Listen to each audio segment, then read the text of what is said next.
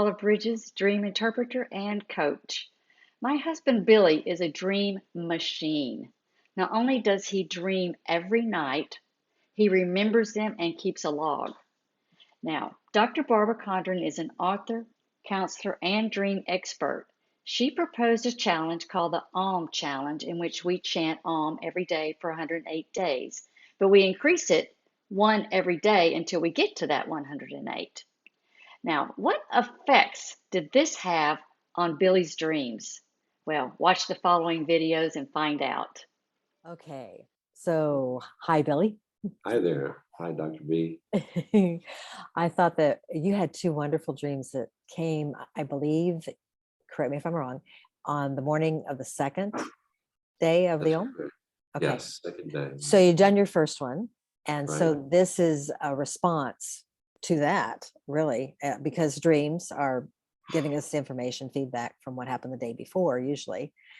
And, I think this will be interesting because you're an avid dreamer. You respect your dreams, you record them. You and your wife, Paula, both are dream scholars in terms of studying them.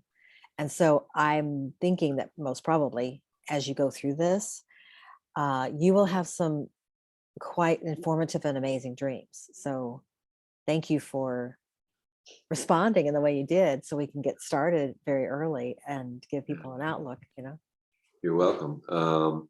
Yeah, and I haven't had that much time to spend with these dreams since I recorded them and sent you copies of them due to the week's events. But I have spent a little bit of time with it this morning, and I'm sure much more will be revealed.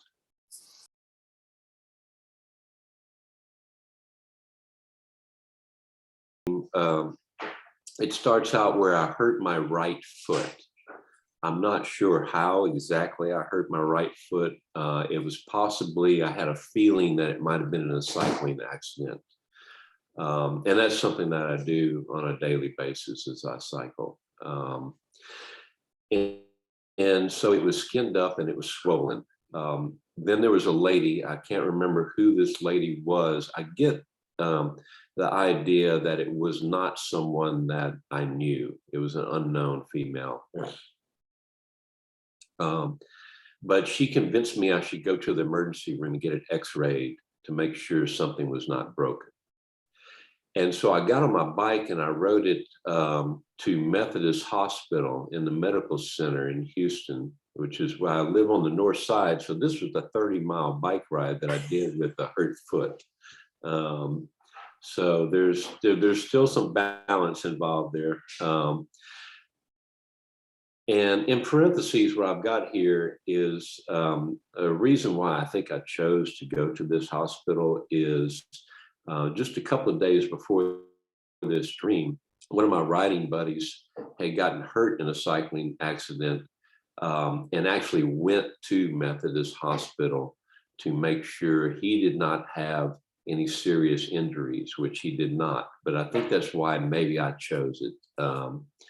Because of some conscious things that went on there a couple of days before. And he was also very complimentary of the treatment that he had at the hospital while he was there. So I went to the emergency room door. Okay, let's stop there for just a minute. Did you ever wonder why your dreams take place in the strangest places that you wouldn't even think of? Let's find out. Billy has some settings in his dream, and Dr. Barbara's going to explain what makes settings so important in a dream. The setting in this dream is important, and in both of the dreams that we're going to look at, because the scene keeps changing. It is very much like a movie, where each of the scene changes are indicative of a kind of attitude that you're going through. And so that's one thing to highlight for people who don't really know a whole lot about dreams. So the places in your dream, the setting in the dream is always going to be informing us about where our attention is, what we've been thinking about. So what that tells me, and you can elaborate because you study dreams, is there's two instances here. One has to do with cycling, which people do need to know, as you said, that that's part of your life. So that's the element of dreams, pulling in your everyday life and information, taking what's happened during the day, putting it into a dream to convey its message. So you've covered that really well. The hospital indicates that there's healing going on.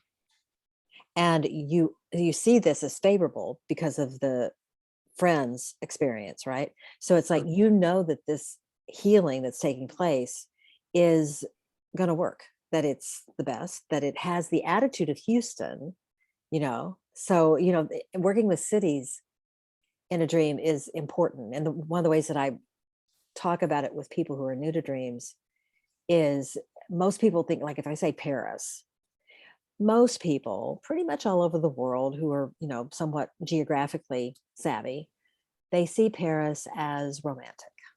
Mhm. They link it with love. New York City, they tend to associate with commerce, with all kinds of people from all over the world interacting, doing things. In other words, that would be all aspects of the self. So particularly since you live there, so it's also home, then whatever attitudes you associate with Houston are going to be what this dream's talking about, and healing those.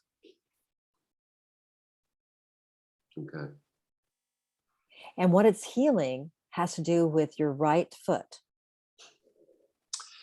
Yes, which right, you know, designating what is in alignment with universal law, if I'm correct, and the foot being the spiritual foundation, Mm-hmm.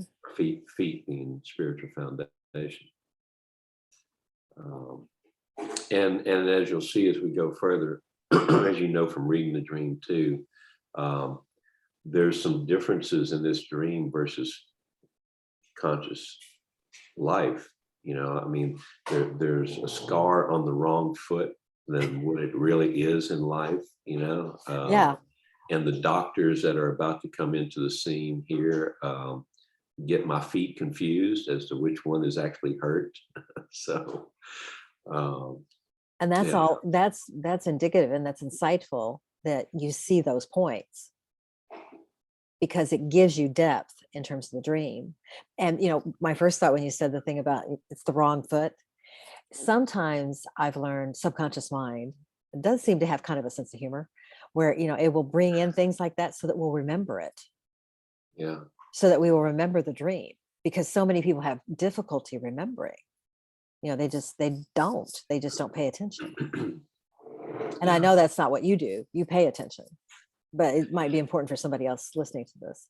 Yeah, and I've had so many examples in the past 13, 14 years since I've been recording my dreams of humor in the dreams. Really, really good humor, a lot more than what's in these two. But yeah, I picked up on it right away, not only in the dream, but right when I woke up and started thinking about the dream, that there was differences, you know, in what was happening in the dream versus physical life as far as feet go. So, Okay. Stay tuned for the next part when Billy finally gets to the hospital after riding 30 miles on a hurt foot.